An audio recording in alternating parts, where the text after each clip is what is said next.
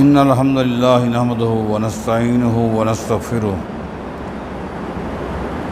ونعوذ بالله من شرور أنفسنا ومن سيئات أعمالنا من يهده الله فلا مضل له ومن يضلل فلا هادي له وأشهد أن لا إله إلا الله وحده لا شريك له وأشهد أن محمدًا عبده ورسوله أما بعد فإن خير الحديث كتاب الله وخير الهدي هدي محمد صلى الله عليه وسلم وشر الأمور محدثاتها وكل محدثة بدعة وكل بدعة ضلالة وكل ضلالة في النار أعوذ بالله من الشيطان الرجيم بسم الله الرحمن الرحيم والسابقون الأولون من المهاجرين والأنصار والذين اتبعوهم بإحسان رضي الله عنهم ورضوا عنه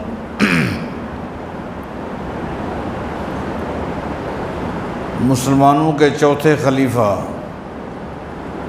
سیدنا علی بن ابی طالب رضی اللہ تعالیٰ عنہ کے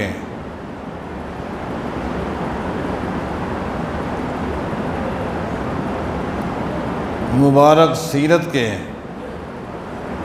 مختلف پہلوؤں پر گفتگو کرنے کے لیے آج سے ترتیب بنی ہے۔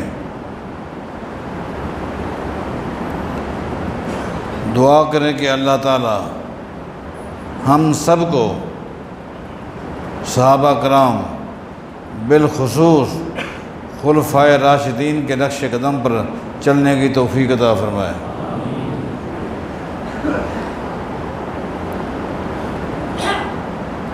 نبی کریم صلی اللہ علیہ وسلم کے اعلان نبوت سے بہت پہلے کی بات ہے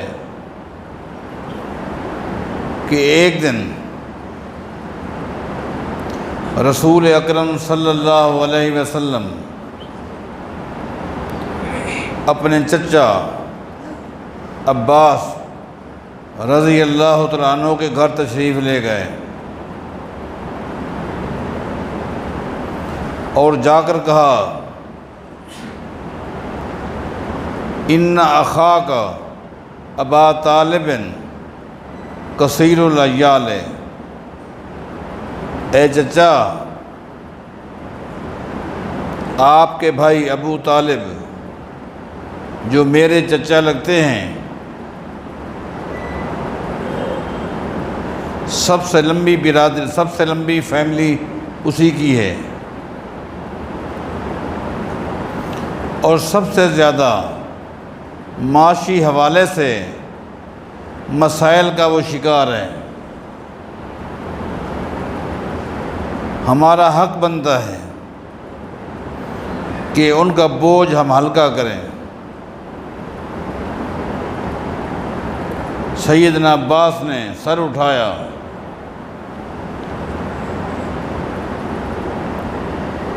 بیٹے کی طرف دیکھا، جو بیٹا ہے بھتیجا بیٹا ہی ہوتا ہے، نبی علیہ السلام کی طرف دیکھا اور حیرت میں کہا بیٹا، اے بھتیجے، اے محمد صلی اللہ علیہ وسلم، بڑا مبارک پروگرام ہے، بڑی آپ کی اچھی سوچ ہے۔ حالانکہ اس وقت افراتفری کا عالم تھا، ہر ایک کو اپنی پڑی ہوئی تھی، کسی کو ہمسائے کا، رشتہ دار کا کوئی احساس نہیں تھا کون کس حالت میں ہے۔ اس وقت بھی نبی علیہ السلام کو فکر تھی۔ سیدنا عباس نے کہا اس کا طریقہ کار کیا ہونا چاہیے؟ نبی علیہ السلام فرماتے ہیں میری ذاتی رائے تو یہ ہے کہ ہم دونوں ابو طالب کے گھر چلتے ہیں۔ آخذ من بیتہ واحدا وتاخذ واحدا، چل کے ابو طالب کے چھوٹے چھوٹے معصوم بچے ہیں، ایک بچے کو میں لے لیتا ہوں، ایک کو آپ لیں، ایک کہ آپ کفیل بن جائیں، ایک کا میں کفیل بن جاتا ہوں۔ دونوں آ گئے، ابو طالب خوش ہو گیا، خوش ہو گیا۔ فأخذ رسول اللہ صلی اللہ علیہ وسلم علیًا فضمہ الیہ، اس وقت سیدنا علی چھوٹا سا بچہ ہے، مٹی پہ کھیل رہا تھا، نبی علیہ السلام نے اس کو اٹھایا، فضمہ الیہ، اپنے سینے کے ساتھ ملا لیا۔ وَأَخَذَ الْعَبَّاسُ جعفراً فضمہ الیہ، سیدنا عباس نے جعفر کو اٹھایا، اپنے سینے کے ساتھ لگا لیا۔ حضرات، میری گفتگو یہاں سے شروع ہونے لگی ہے کہ سیدنا علی بن ابی طالب رضی اللہ تعالیٰ عنہ اس امت کا وہ خوش نصیب سعادت مند انسان ہے جس کی تربیت، جس کی پرورش، جس کی کفالت کائنات کے امام محمد رسول اللہ نے کی ہے صلی اللہ علیہ وسلم۔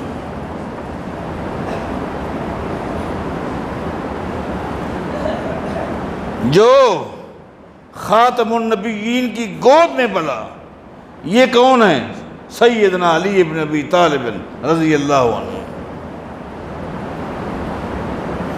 یہ ایک اعزاز تھا، یہ شرف تھا جو اللہ نے سیدنا علی کو عطا کیا، اور یہ کوئی معمولی بات نہیں ہے۔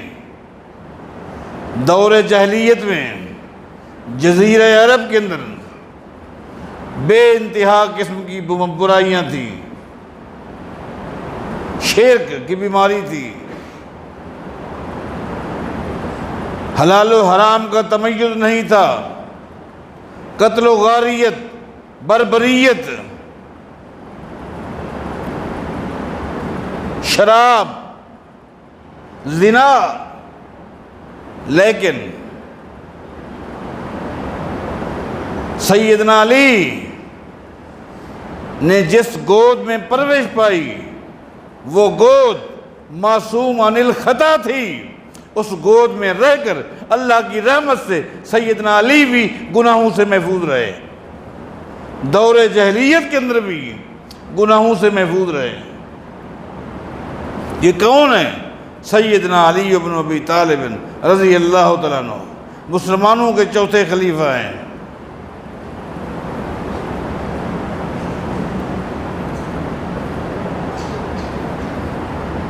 جس وقت نبی علیہ السلام نے نبوت کا اعلان کیا، اس وقت سیدنا علی رضی اللہ تعالیٰ عنہ کی عمر جمہور کے موقف کے مطابق 10 سال تھی،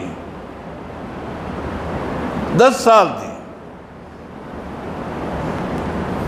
جو ہی آپ نے اعلان کیا، مردوں میں سب سے پہلے اسلام لانے والے ابو بکر صدیق ہیں رضی اللہ عنہ، خواتین میں سب سے پہلے اسلام لانے والی سیدہ خدیجہ ہیں، معصوم بچوں میں سب سے پہلے اسلام لانے والے علی بن ابی طالب رضی اللہ عنہ، اور غلاموں میں سب سے پہلے اسلام لانے والے زید بن حارثہ رضی اللہ عنہ ہیں۔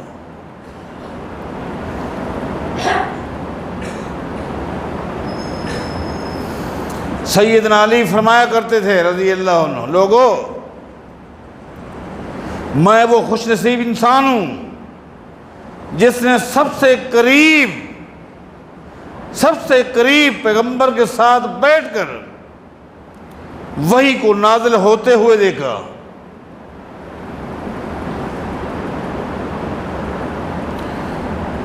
سیدنا علی ابن ابی طالب رضی اللہ تعالیٰ عنہ ان خوش نصیبوں میں سے ہیں جو قرآن کریم کے بھی حافظ تھے اور قرآن کریم کی تفسیر کے بھی حافظ تھے۔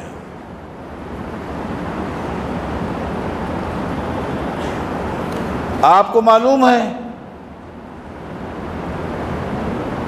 یہ بات تو آپ کو سمجھ آ گئی کہ سیدنا علی رضی اللہ تعالیٰ عنہ چھوٹی عمر میں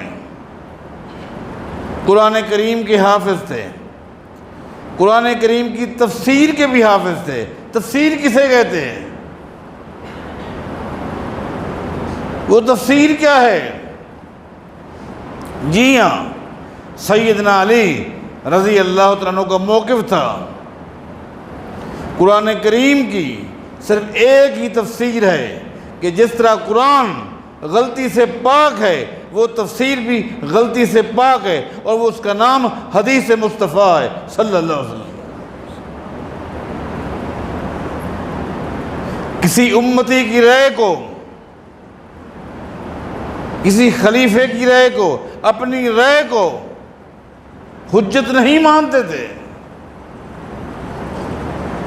قرآن کریم کی ایک ہی تفسیر ہے جو غلطی سے پاک ہے، اور وہ کیا ہے؟ نبی علیہ السلام کی حدیث ہے۔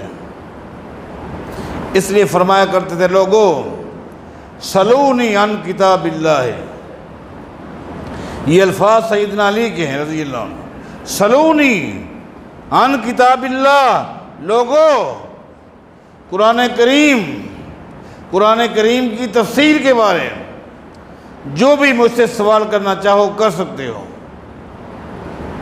انہ لیس من آیت الا وقد علمت این نزلت بلیل او نہار فیما نزلت وعلی من نزلت۔ لوگو اللہ نے مجھے یہ اعزاز دیے، تم قرآن کریم کی جس آیت کے بارے میں مجھ سے پوچھو گے میں تمہیں بتاؤں گا یہ آیت کب نازل ہوئی، کس وقت نازل ہوئی، دن میں نازل ہوئی، رات میں نازل ہوئی، اور اس آیت کی تفسیر محمد مصطفیٰ نے کیا پیش کی۔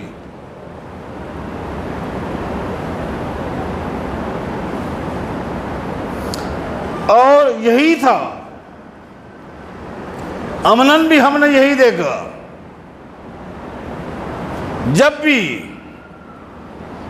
قرآن کریم کے کسی لفظ کے معنی کے حوالے سے امت میں اشکال پیدا ہوا، اختلاف پیدا ہوا، اس کے حل کے لیے انتخاب کیا گیا کس کا؟ سیدنا علی ابن ابی طالب کا رضی اللہ عنہ۔ آئیے اس کی ایک دو مثالیں دیں اور آگے چلتے ہیں۔ قرآن کریم میں ایک آیت ہے، اللہ فرماتا ہے وَالْمُطَلَّقَاتُ يَتَرَبَّصْنَ بِأَنفُسِهِنَّ ثَلَاثَةَ قُرُوءٍ، وَالْمُطَلَّقَاتُ يَتَرَبَّصْنَ بِأَنفُسِهِنَّ ثَلَاثَةَ قُرُوءٍ، جس عورت کو طلاق مل جائے اس کی عدت 3 قروء ہے، 3 قروء ہے، یہ عدت ہے۔ 3 قروء کے اندر کسی کے ساتھ نکاح نہیں کر سکتی، ابھی تک وہ اپنے خامند کے حق میں ہے۔ اگر اسی عدت کے دوران اس کے خامند کا انتقال ہو جائے اس کو وراثت ملے گی۔ یہ مر جائے اس کے خامند کو وراثت ملے گی، کسی سے نکاح نہیں کر سکتی، نکاح کا پیغام نہیں جا سکتا، حرام ہے۔ اب لفظ قروء میں اختلاف پیدا ہوا، قروء کسے کہتے ہیں؟ قروء کسے کہتے ہیں؟ کسی نے کہا قروء کا معنی یہ ہے حیض، اس کا مطلب یہ ہے عورت کو 3 حیض عدت گزارنے ہوں گے۔ کسی نے کہا نہیں، حیض نہیں، قروء کا معنی ہے طہر، 3 طہر اس کو عدت گزارنے ہیں۔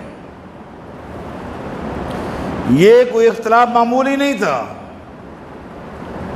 اس اختلاف میں بڑی گہرائی تھی۔ کیوں؟ اگر عدت ہے 3 حیض تو اس کے بنتے ہیں 3 مہینے۔ اس کا مطلب یہ 3 مہینے سے پہلے وہ نکاح نہیں کر سکتی، نکاح کرے گی تو باطل ہے۔ اگر قروء کا معنی طہر کرتے ہیں، اس کی مدت بنتی ہے 2.5 مہینے، اس کا مطلب یہ 2.5 مہینے کے بعد وہ نکاح کر سکتی ہے۔ اگر اس کا معنی طہر کرتے ہیں، 2.5 مہینے کے بعد نکاح جائز ہے۔ اگر قروء کا معنی حیض کرتے ہیں تو 2.5 مہینے کے بعد نکاح حرام ہے۔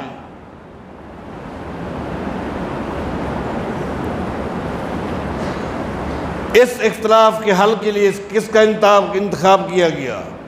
علماء سے پوچھیں، سیدنا علی بن ابی طالب رضی اللہ عنہ۔ سیدنا علی فرماتے رضی اللہ عنہ، لوگوں، لفظ قروء کر کی جمع ہے، قروء کر کی جمع ہے، اور یہ الفاظ الاضداد میں سے ہے۔ جو عربی سے تھوڑا سا دلچسپی رکھتے ہیں ان کو میری بات سمجھ آ جائے گی، 1 منٹ کے لیے باقی ساتھی برداشت کر لیں۔ قروء کر کی جمع ہے اور یہ الفاظ الاضداد میں سے ہے۔ الفاظ الاضداد کا معنی ہوتا ہے ایک لفظ جس کے ایک سے زیادہ معنی ہوں اور وہ دونوں معنی آپس میں ٹکراتے ہوں، اب کس کو لینا ہے کس کو نہیں لینا۔ مثلا لفظ مولا ہے، لفظ مولا ہے،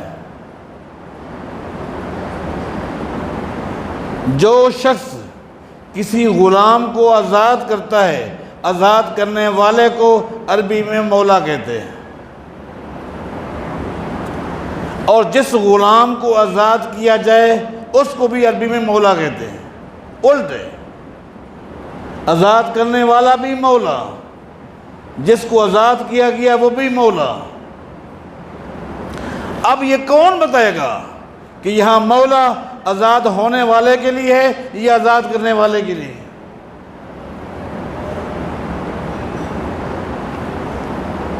اسی طرح سیدنا علی فرماتے لوگوں، لفظ کر الفاظ الاضداد میں سے اس کا ایک معنی حیض ہے، اس کا ایک معنی طہر ہے۔ اب یہ دونوں متضاد ہیں، طہر حیض کا ضد ہے، حیض طہر کا ضد ہے۔ سیدنا علی فرماتے لوگوں، قرآن کریم کے کسی لفظ کے معنی کے تعین کا حق کسی امتی کو نہیں ہے، یہ حق نعت کہ وحی محمد مصطفیٰ کو ہے۔ یہاں سیدنا علی نے بڑی گہری بات کہی، رد کیا کن کا؟ خارجیوں کا، جو ڈکشنریوں کا سہارا لے کر قرآن کریم کا ایک اپنے مطلب کا معنی لے کر دین اسلام سے باہر نکل جاتے تھے۔ اور یہی وجہ ہے سیدنا علی نے اپنے دور خلافت میں سیدنا عبداللہ بن عباس سے کہا تھا، عبداللہ، خارجیوں کا فتنہ بڑھ رہا ہے، آپ جائیں اور خارجیوں کو لگام دیں، خارجیوں کو لگام دیں۔ سیدنا عبداللہ بن عباس جا رہے ہیں، سیدنا علی نے دوبارہ بلایا، عبداللہ ادھر آؤ، میں نے تمہاری ڈیوٹی لگائی ہے کہ جاؤ خارجیوں کو لگام دو، مجھے یہ تو بتاؤ خارجیوں کو لگام کس طرح دو گے؟ سیدنا عبداللہ بن عباس فرماتے رضی اللہ عنہما، میں جا رہا تھا، جس طرح مجھے اللہ توفیق دیتا لگام دیتا، اگر آپ نے بلا ہی لیا ہے تو پھر آپ ہی بتا دیں کہ خارجیوں کو لگام کس طرح دیں۔ سیدنا علی فرماتے ہیں، عبداللہ، یہ خوارج قرآن کریم کے کسی لفظ کا اپنی مرضی کا معنی تلاش کر کے راہ فرار اختیار کرتے ہیں، جاؤ پیغمبر کی حدیث کے ذریعے ان کو لگام دو۔ خارجیوں کو لگام دو، کس کے ذریعے؟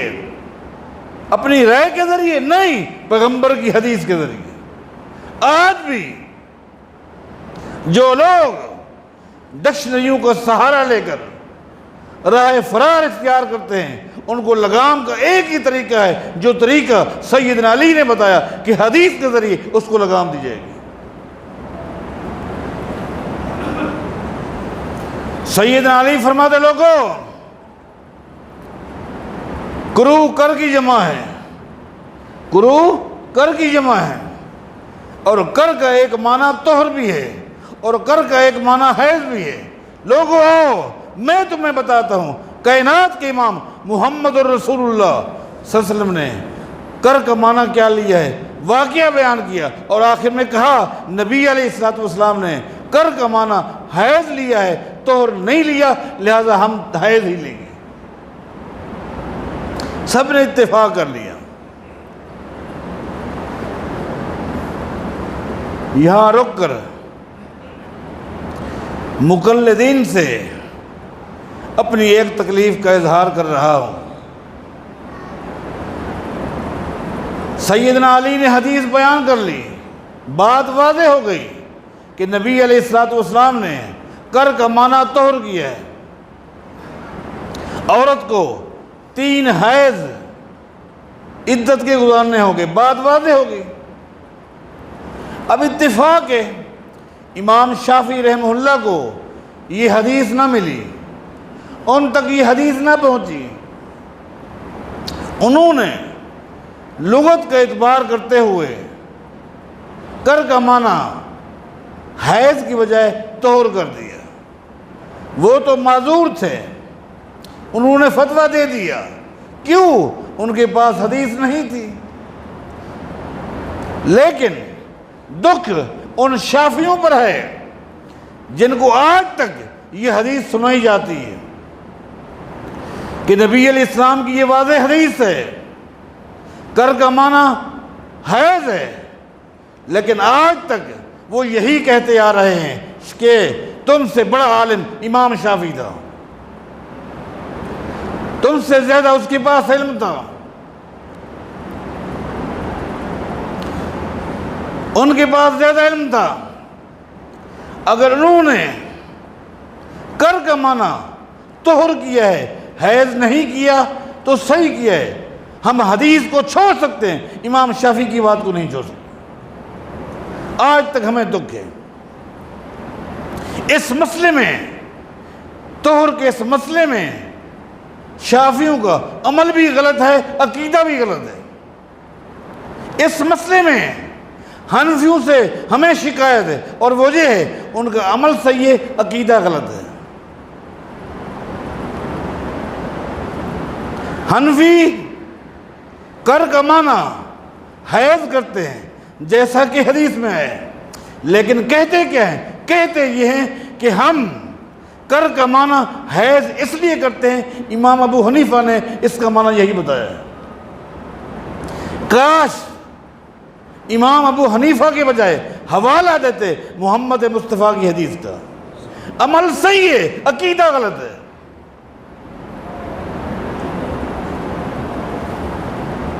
یہ اعزاز اللہ کی اس زمین پر جماعت الحدیث کو حاصل ہے، جن کا منہج بھی صحیح ہے، فکر بھی صحیح ہے۔ بہرحال اتنا بڑا فتنہ اٹھا، سیدنا علی رضی اللہ تعالیٰ سبب بنے اور فتنہ ختم ہو گیا۔ ایک وقت آیا،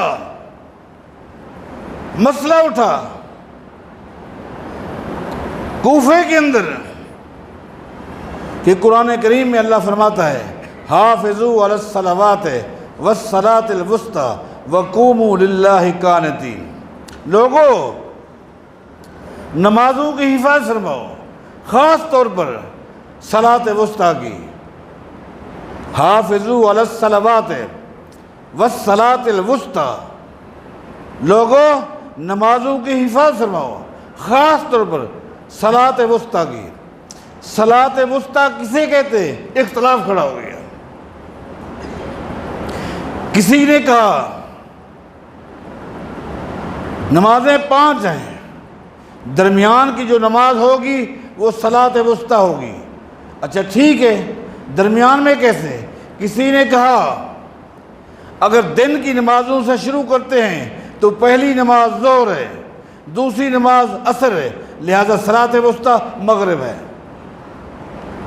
ایک گروہ نے کہا رات کی نماز، چونکہ معراج رات میں ہوئی ہے، معراج رات میں ہوئی ہے، رات کی نمازوں سے شروع کریں گے، مغرب کی نماز پہلی، عشاء کی نماز دوسری، لہذا صلاۃ وسطیٰ صبح کی نماز۔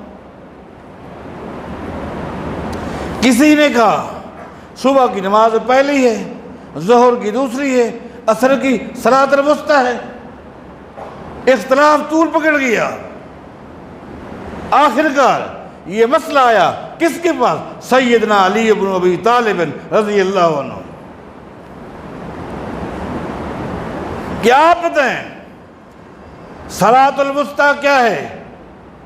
فرماتے لوگوں میں نے تمہیں بارہا کہا ہے سلونی عن کتاب اللہ ہے، قرآن کریم کی جس آیت کے بارے مجھ سے مسئلہ پوچھو گے، اللہ نے میرے سینے میں قرآن بھی محفوظ کیا ہوا ہے اور قرآن کی صحیح تفسیر بھی میرے سینے میں محفوظ ہے۔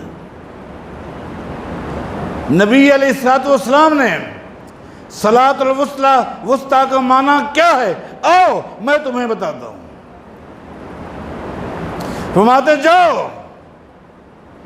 جو جنگ خندق کے موقع میں صحابہ شریک تھے ان میں سے کوئی ہے تو جاؤ پوچھو کہ جب نبی علیہ السلام کو اطلاع ملی کہ مکہ کے کافر مدینہ پر چڑھائی کرنے کے لیے آ رہے ہیں، ہنگامی کیفیت میں نبی علیہ السلام نے حکم دیا جتنا جلدی ہو سکے مدینہ سے باہر خندق کھودی جائے تاکہ دشمن مدینہ میں داخل نہ ہو۔ صحابہ کرام خندق کی کھدائی میں لگ گئے پورا دن، حتیٰ کہ ظہر کی نماز کا وقت چلا گیا۔ عصر کی نماز وقت جب جا رہا تھا تو ایک دم نبی علیہ السلام نے مشرکین مکہ کے لیے بد دعا کی۔ یہ حدیث جو سیدنا علی سنا رہے ہیں یہ صحیح مسلم میں ہے، امام مسلم لے کر رہے ہیں۔ نبی علیہ السلام نے فرمایا تھا شغلونی عن الصلاۃ الوسطیٰ صلاۃ العصر ملأ اللہ بیوتہم وقبورہم نارا۔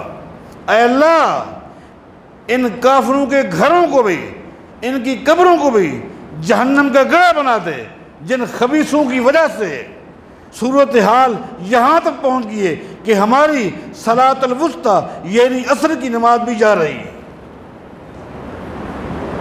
گویا کہ نبی علیہ السلام نے صلاۃ الوسطیٰ کا معنی صلاۃ العصر کیا ہے۔ سیدنا علی رضی اللہ تعالیٰ عنہ ایک ایک آیت کی تفسیر بالرائے نہیں، تفسیر بالحدیث بیان کرتے ہیں۔ ایک دن کوفہ کی جامع مسجد میں منبر پہ تشریف لائے، قرآن کریم کی ایک آیت لوگوں کو پڑھ کے سنائی، ان تجتنبوا ما تنہون عنہ نکفر عنکم سیئاتکم وندخلکم مدخلا کریما۔ اللہ فرماتا لوگو اگر تم اپنے آپ کو کبائر سے بچا کے رکھو گے تو روز مرہ کی زندگی میں جو تم سے چھوٹے چھوٹے گناہ ہوتے رہتے ہیں ان کو معاف کرنے کا وعدہ میں کرتا ہوں۔ اللہ تو جانتا ہے میرے بندے روز مرہ کی زندگی میں چھوٹے چھوٹے گناہوں سے نہیں بچ سکتے، چاہتے ہوئے نہ چاہتے ہوئے، عمدن خطاً ارادتاً غیر ارادی طور پر غلطیاں ہو جاتی ہیں۔ فرمایا ان تجتنبوا، اگر تم لوگ کبائر سے اپنے آپ کو بچا کے رکھو گے تو تم روزانہ جو نیکیاں کرتے ہو، نمازیں پڑھتے ہو، صدقہ خیرات کرتے ہو، تلاوتیں کرتے ہو، ان کی برکات سے روز مرہ کے جو تم سے غلطیاں ہوتی ہیں ان کو میں معاف کرتا رہوں گا اور آخر کار تمہیں جنت میں داخل کر دوں گا۔ سیدنا علی رضی اللہ تعالیٰ عنہ نے کوفہ کی جامع مسجد میں بیٹھ کر یہ آیت پڑھ کے سنائی اور پھر سکتہ دیا، وقفہ دیا، پھر آیت پڑھ کے سنائی، پھر سکتہ دیا، پھر آیت پڑھ کے سنائی، سکتہ دیا۔ لوگوں سے پوچھا، لوگوں جانتے بھی ہو کہ کبائر کس کو کہتے ہیں؟ اللہ نے فرمایا ان تجتنبوا کبائر، اگر تم کبائر سے اپنے آپ کو بچاؤ گے۔ جانتے بھی ہو کبائر کس کو کہتے ہیں؟ سارے کوفیوں نے سر ہلا کے کہا ہم میں سے کسی کو کوئی پتہ نہیں ہے کہ کبائر کس کو کہتے ہیں، ہم تو نہیں جانتے ہیں۔ ہم لوگوں لم لا تسألون عنہا، کوفیوں تم کیسے ہو؟ جانتے بھی نہیں ہو، پوچھتے بھی نہیں ہو۔ جب تمہیں پتہ ہی نہیں ہے کہ کبائر کس کو کہتے ہیں تو پوچھو، پوچھو تو صحیح کبائر ہے کیا؟ سوال بھی نہیں کرتے، جانتے بھی نہیں ہو۔ آگے کیا فرمایا؟ انشاءاللہ اگلے درس میں اس کی وضاحت کروں گا۔ اللہ تعالی ہم سب کو صحیح راہ، صحیح نہج، صحیح عمل کی توفیق عطا فرمائے۔